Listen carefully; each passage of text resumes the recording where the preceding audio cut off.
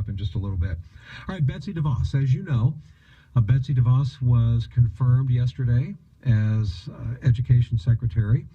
This was a 50-50 vote because although the Republicans control the Senate 52-48, you had two Republicans who sided with the Democrats, voted no, 50-50 tie.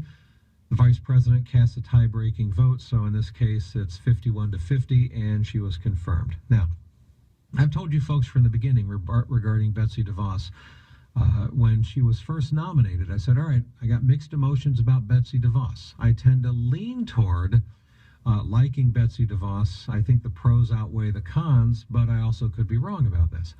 That DeVos, she has a strong history of school choice voucher programs, and I very much support voucher programs and school choice. I think that's good. But we got to remember, too, that she served on the board of that Great Lakes Education Project, which you recall is very pro-Common Core. Now, since she's been nominated, she says, well, no, I'm opposed to Common Core, even though that organization was for Common Core. So now it's a question, is Betsy DeVos kind of a closet Common Core supporter? If she is, then obviously that's going to be a problem. And then it begs the question, could she be possibly bad for homeschoolers? She says she supports homeschooling, so we're going to explore this now with a group, Stop Common Core in Michigan. Now, I support what they're doing. It's a great effort to try to get Common Core stopped in the state of Michigan. Their website is stopcommoncoreinmichigan.com. And they say, no, we don't believe that Betsy DeVos is truly opposed to Common Core. All right, well, I want to talk about this and get their take on it. Karen Braun is a Christian homeschool mom activist. She's a writer for Stop Common Core in Michigan, and she joins me now. Karen, thanks for being with us today. Thank you for having me on. Thanks a lot. All right, look, you and I have a lot in common. I mean, we homeschool our kids. We've had 7 kids, and they've never spent one day in public schools. So, I mean, I totally get everything that you're doing here.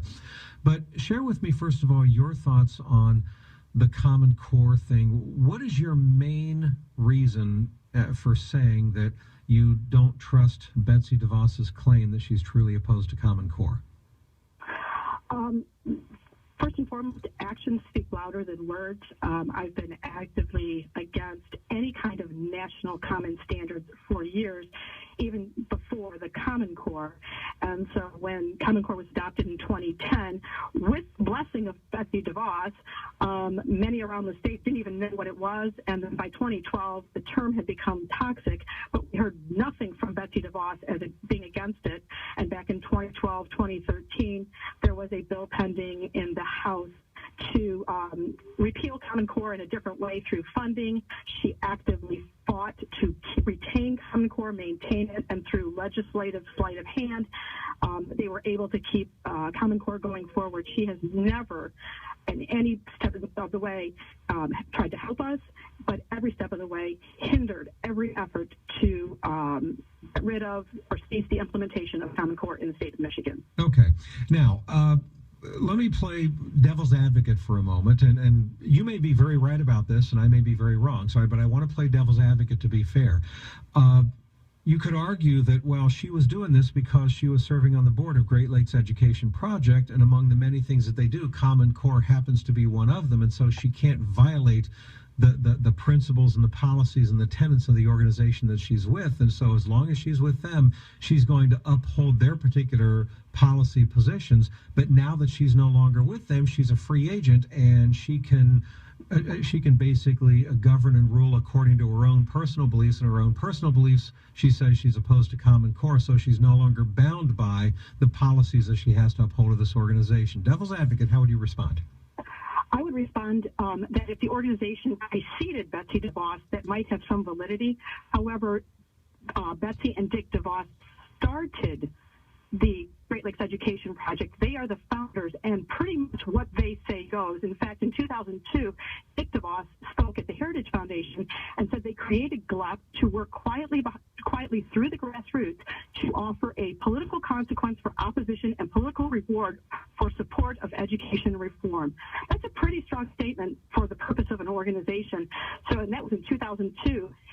Going forward, we never heard anything except what the Devos wanted in regards to Common Core going forward in the legislature. And even anecdotally, they helped start a charter school out on the west side of the state, Midwest Aviation, and parents there were livid about Common Core and the data tracking that was being put in their charter school.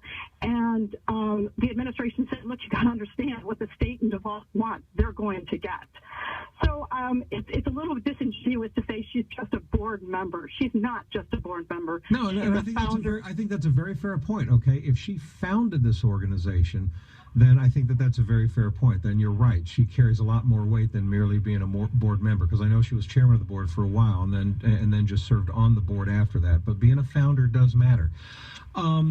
Is it possible, and I want to stress here, okay, I'm not defend Betsy DeVos at all costs. Okay, if she ends up pushing Common Core in the Trump administration, this is an area that I'm going to have a problem with her on. Even though I would like to see voucher and charter schools pushed in this country, so it's a little bit of a trade-off, I suppose. But is there any room? Are you open to the possibility, Karen, that maybe she has just flat out had a change of heart over the years? It's like, well, maybe she just changes her mind. She used to be for Common Core, but now she doesn't like the way that it's been implemented, and maybe she, I don't know, maybe she's suddenly moving away from that, especially being part of the Trump administration. If that were the case, she would not get the blessing of someone like Lamar Alexander, Senator, head of the committee that approved her. He's been a long-term advocate of the kind of reforms that Betsy DeVos is also helping to implement. And if I could just briefly read a quote from him from 1989. Sure. This is way before Common Core. Right. Senator Alexander said at the time, I would like to think that there's a brand new American school would be year-round, open from 6 to 6. The second characteristic might be that these schools will serve children from age 3 months to 18 years of age. That may be a shocking thought to you, but if you were to do an inventory of every baby in your community and think about what the needs of those babies were for the next 45 years, you might see that those needs might not be served any other way. And then to add to that, I would also like to say that was 1989. You could say, come on, Karen, that's 1989. Governor Snyder, who also is an advocate of the Common Core and that very same paradigm, said that he had a vision for a P20 educational system, a seamless educational system where, quote, a student in that system doesn't have to figure out all those tough choices, but can concentrate and focus on success. And understanding that even starts at the prenatal stage and looking at what the expectant mother is, if she's getting the right diet, the right primary care. So Betsy DeVos has had an epiphany and a Saul to Paul conversion. I would expect her to show it and demonstrate it in a little different way, and I would expect those advocates for this kind of a system to be adamantly as I would be on my side for her, against her at this point in time. And you have to remember, too, that Common Core is a prong of a larger system, as I've identified by Alexander here, and ask yourself, if she's an advocate of choice, but we know that Common Core absolutely eliminates choice, why is she for both? Why is Alexander for both? Why is Governor Snyder for both? So you have to say to yourself, is their definition of school choice different than what you and I might think? And the answer to that is yes, and Betsy DeVos in her hearing gave us a very telling statement when she said, I believe that the parent has the right to choose, quote, the learning environment. Now, most people might gloss over that, but is choosing a learning environment truly the choice that parents are after? I would submit no. I would say that what parents really want is to choose the curricula and what their children are taught, not where they're taught. Okay, well, and there might, in all fairness, Karen, you could be reading too much into that, but then you might not be also. I truly don't know whether it's just a semantics issue. I mean, I could see myself saying, using the word environment and then having somebody go, well, yeah, but don't you care about curriculum more than environment? Well, yeah, of course I care about curriculum more than environment. So, I mean, I get that. Okay. Except that, let me just interrupt you for a quick second there. Okay, real quick, because we're just about out of time, and there's one other thing I want to get to real quick. So. Sure. In her case, it wasn't just a one word. It's the policy over time at her charter school, her support for Common Core, all demonstrate the elimination of choice. Okay. Not proponent of it. All right, I understand that. What do you do with her absolutely unambiguous statements that she's made repeatedly, like for example, we must finally put an end to federalized Common Core. Putting an end to federalized Common Core, making education great again means finally putting an end to the federalized Common Core. I mean, she's out there on record saying, as education secretary, once and for all, we're going to put an end to, as she calls it, federalized Common Core. It seems like that's a pretty small box for her to box herself into if